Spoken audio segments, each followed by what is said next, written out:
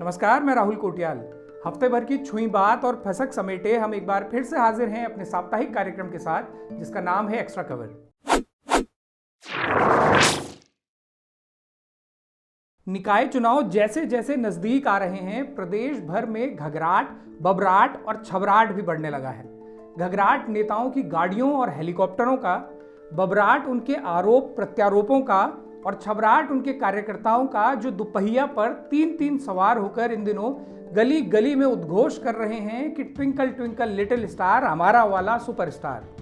चुनावी मौसम में हमारे नेताओं में जैसी चरक फरक रहती है, काश उसकी एक चौथाई भी बाकी समय रहती और चुनावों जैसा ही समर्पण उनमें अपने दायित्व को लेकर भी होता, तो इस राज्य की इतनी दुर्गत नहीं हुई होती। इन दिनों हमारे मंत्री और मुख्यमंत्री मंगतू की तरह मस्त होकर बथों में उड़ रहे हैं, लेकिन एहसान जनता को दिखा रहे हैं कि सरकारी खर्च पर हेलीकॉप्टर से घूम घूम कर वो चुनावी सभाएं कर रहे हैं। उसके बाद भी उन्हें थकान नहीं हो रही।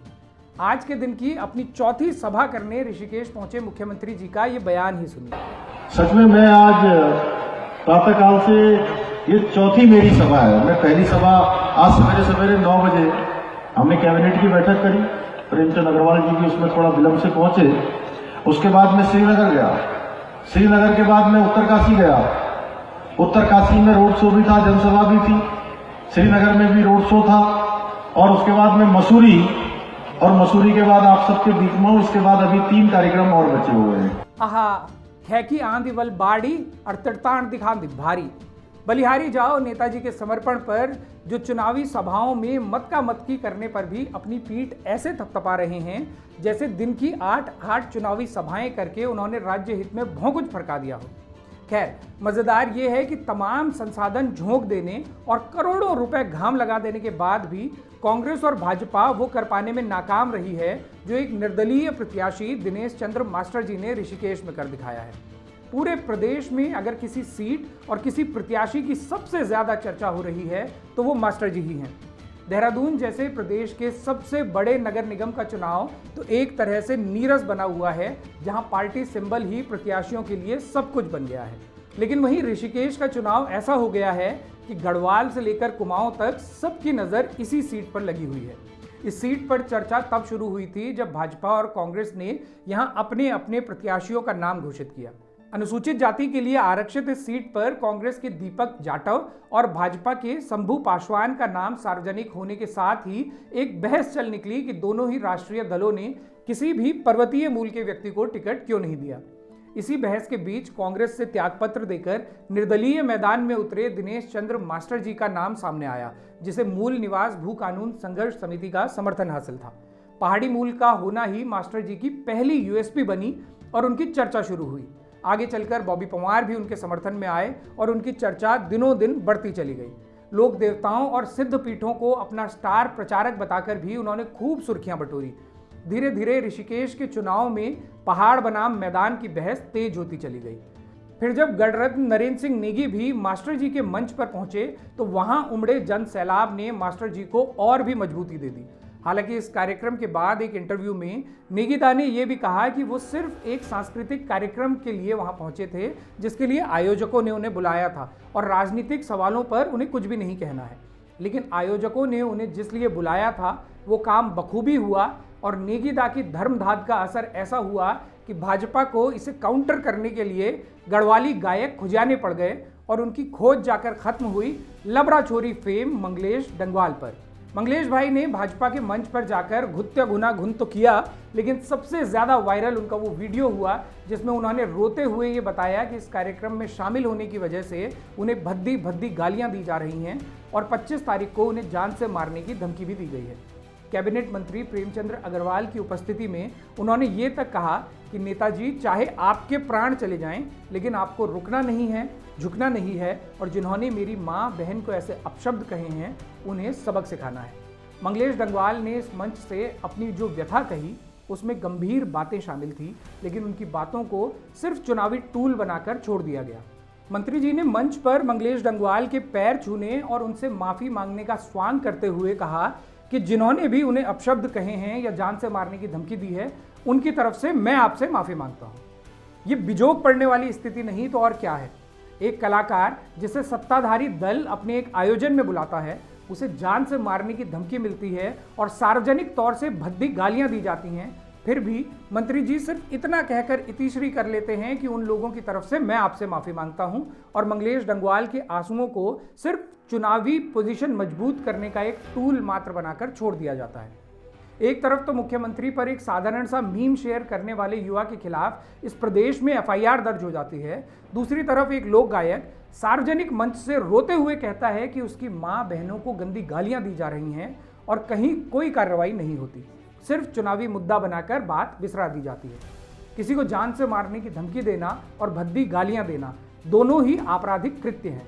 आईटी एक्ट और भारतीय न्याय संहिता में इन अपराधों के लिए बाकायदा सजा का प्रावधान है, तो फिर क्यों इन लोगों के खिलाफ कार्रवाई नहीं की गई जिन्होंने मंगलेश डंगवाल को आपराधिक अपशब्द कहे और जान से मारने की धमकी दी? क्या उन्हें सिर्फ मंच से नाटकीय स्वांग का पात्र बनाकर छोड़ दिया गया?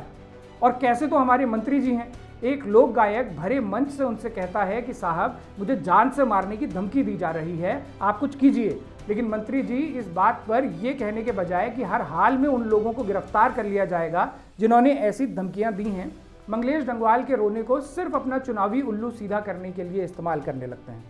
मंगलेश डंगवाल ने भरे मन से ये कहा कि उनके बारे में अपशब्द लिखते हुए कुछ लोगों ने उनकी मां के संबंध प्रधानमंत्री मोदी तो कुछ ने मुख्यमंत्री धामी से बताए और उन्हें मारने की भी धमकी दी। यदि ऐसे ही अपशब्द और ऐसी ही धमकी मुख्यमंत्री या फिर किसी मंत्री को दी गई होती तो क्या तब भी मंत्री प्रेमचंद्र अग्रवाल जी की प्रतिक्रिया ऐसी ही होती जैसी मंगलेश डंगवाल के मामले में हुई कि धमकी देने वालों की तरफ से वो माफी मांगने लगे? नहीं, अब तक वो लोग गिरफ्तार हो चुके होते जिन्होंने ऐसा घृणित काम किया होता। साइबर सेल के लिए उन लोगों की पहचान करना कोई बड़ी बात नहीं जिन्होंने मंगलेश डंगवाल को धमकी दी या गालियां दी। राजनीतिक विचारधारा एक बात है, लेकिन किसी को गालियां देना या मारने की धमकी देना अपराध है और ऐसे लोगों पर हर हाल में कार्रवाई होनी चाहिए। लेकिन ये कार्रवाई इसलिए भी नहीं होती क्योंकि ऐसा करने के लिए इन दिनों लगभग सभी सरकारों और सभी राजनीतिक दलों ने बाकायदा आईटी सेल बनाए और बैठाए हुए हैं। इन लोगों की पहचान होगी तो पार्टियों के अपने आईटी सेल वालों के ही घुंडे घाम लग जाने का खतरा पैदा हो जाएगा। इसलिए ऐसे मामलों में अक्सर शासन और प्रशासन बौग मारकर रह जाते हैं। मंगलेश डंगवाल चाहे किसी भी मंच पर परफॉर्म करें और चाहे जिसे भी राजनीतिक रूप से सपोर्ट करें, उन्हें गाली देने या मारने की धमकी देने का अधिकार किसी को भी नहीं होना चाहिए और जिसने भी ऐसा किया है उनके खिलाफ सख्त कार्रवाई की मांग हम सभी को करनी चाहिए। विशेष तौर से मंत्री प्रेमचंद्र अग्रवाल को ये सुनिश्चित करना चाहिए कि उन लोगों के खिलाफ कार्रवाई हो। सत्ताधारी दल के आयोजन में पहुंचने वाले कलाकार ही अगर सुरक्षित महसूस नहीं कर रहे हैं तो ये राज्य की पूरी सुरक्षा व्यवस्था पर गंभीर सवाल है। वैसे चुनावों को लोक कलाकारों के माध्यम से साधने का सिलसिला अभी थमा नहीं है। पहले मास्टर जी के मंच पर नेगीदा आए थे, फिर भाजपा के मंच पर मंगलेश डंगवाल पहुंचे और अब फिर से मास्टर जी के मंच पर मीना राणा और सौरभ मैठानी पहुंच रहे हैं। इन आयोजनों में कलाकार भले ही प्रत्यक्ष तौर से कोई स्टैंड न भी लें, लेकिन जब वो गाते हैं कि मैं पहाड़ों को रहवासी, तो उसके निहितार्थ खुद ही चुनावी हो जाते हैं और संदेश वहीं पहुंचता है जहां आयोजक पहुंचाना चाहते हैं। मास्टर जी की टीम ने ये काम बखूबी किया है और वो ऋषिकेश सीट का चुनाव उसी पिच पर ले आए हैं जिस पर वो खेलना चाहते थे। ये कोई मामूली बात नहीं है कि भाजपा के जो नेता हमेशा सांप्रदायिक ध्रुवीकरण के इर्द गिर्द अपनी पिच तैयार करते थे, उन नेताओं को मास्टर जी ने इन दिनों वसुधैव कुटुंबकम याद दिला दिया है। आज ही ऋषिकेश पहुंचे मुख्यमंत्री धामी जी का ये बयान सुनिए। हम एक छोटी सोच वाले लोग नहीं है। हमारे तो हमेशा से हमने कहा है अयम निजम परोवेति मन्ना लघुचेत साहम उदार चरित्राणाम वसुधैवम की कुटुंबकम।